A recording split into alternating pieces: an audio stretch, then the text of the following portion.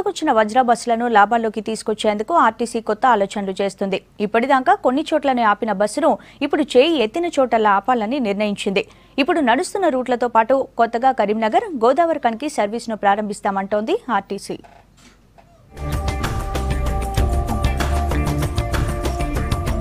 వజ్ర AC బస్సుల్ని ఈ నడుమనే ప్రారంభించింది RTC. వీటిని జనాలకు మరింత దగ్గర చేసేందుకు కొత్త ఆలోచనలు చేస్తోంది.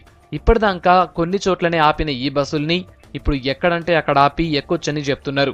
జనాలకు ప్రయాణం మరింత ఈజీ కావడంతో పాటు ఆర్టీసీకి ఆదాయం కూడా పెరుగుతుందని అధికారులు అంచనా వేస్తున్నారు.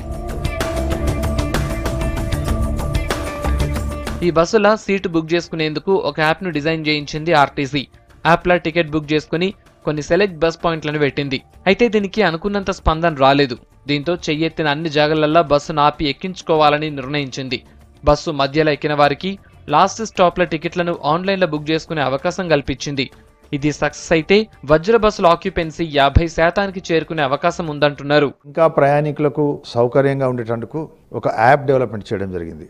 అంటే ప్రయాణికులు ఎక్కడి నుంచి ఎక్కడికి వెళ్ళాలి అన్నది తమ సెల్ ఫోన్లో నుంచి యాప్ ద్వారా బుక్ చేసుకొని ప్రయాణించే సౌకర్యం దీంట్లో పెట్టడం జరగ.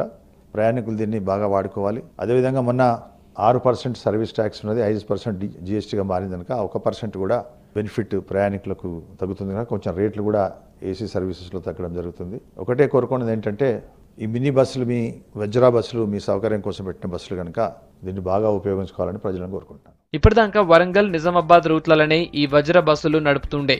ఆగస్టు 1 కానుంచి కరీంనగర్, గోదావరిఖనిలో కూడా వజ్ర బస్సుల్ని నడపాలని నిర్ణయించారు.